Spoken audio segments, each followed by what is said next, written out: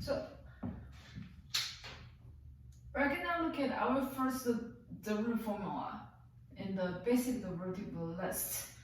Case 1, when the function is a constant. Okay, so give you an example.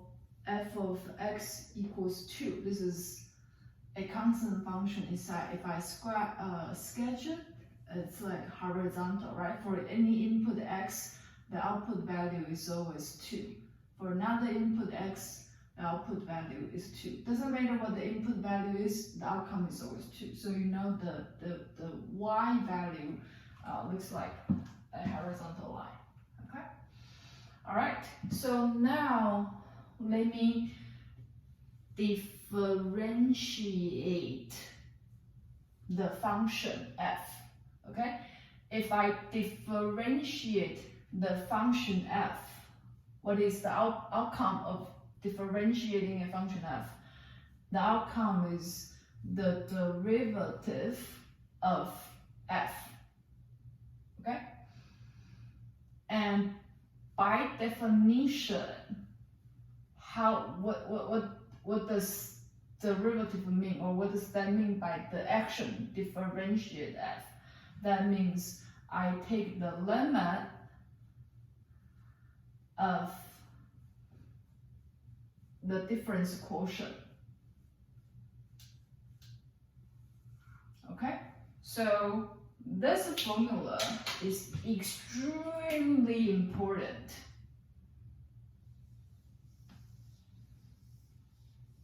Okay, you see, I did not hesitate. I memorized this formula. You should memorize this formula too. Then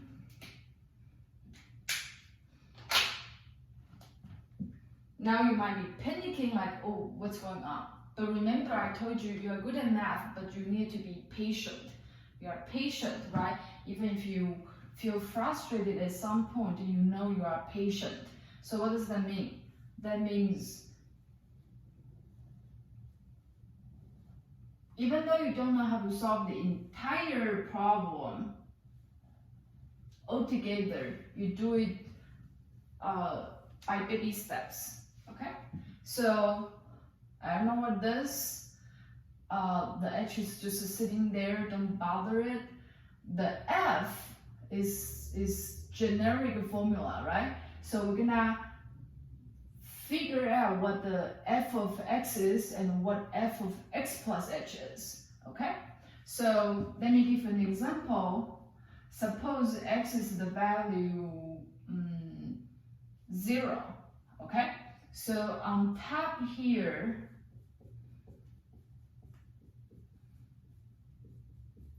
it will be f of 0 plus h minus f of 0, right? I'm doing this just so that you can see, you can literally in your brain see that x should be a fixed number. Okay, I know it's a little bit abstract, so I just give you like a concrete number, but in general we are seeing, like, we don't have to write it out, we're just seeing x as a concrete number. This is an example. Okay, so now you have f of 0 using this definition. Okay, what is f of 0, or in general what is f of x? That is c. Right? Little c. I write this c too big. Okay? And what is f of 0 plus h, or what is f of x plus h? If you have a different input value, doesn't matter how big or how small h is, when you have a different input value, what is the associated output? Again, this is c, right? Because f is a constant function. So if x is here, the output value is 2. If x plus h is here, the output value is again still 2, right? I'm just using the generic notation c to refer to a constant. So now you see c minus c is equal to 0. I'm not doing anything fancy. All I did is to plug the x plus h into my function and write out the output. plug the x into the function and write out the output. So I get c minus c, and I simplify it, I get 0. So now 0 divided by any number, any non-zero number, okay? H is approaching 0, it doesn't mean h equals 0, okay? So in here, I have 0 over a number is equal to 0 because we know h is not 0, okay? We never ever have 0 in the denominator, okay? So now I'm taking the limit of a constant, and this constant is 0, all right? So we have formulas for basic limits. If I'm taking the limit of a constant, what is the output value? The output value would be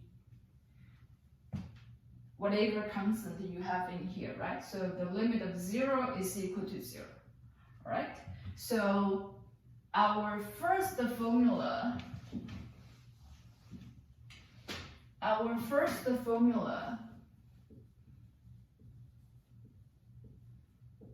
is derivative of any constant is equal to 0, okay? So I'll give you an example. If I have f of x equals 2, like this, then f prime of x is equal to 0, okay? I can also, in this problem, I can also say differentiate, if I differentiate f, okay? But what is f? F is 2, so that is differentiating this function 2, and that gives me 0. Why? I already did the general proof, so I will have limit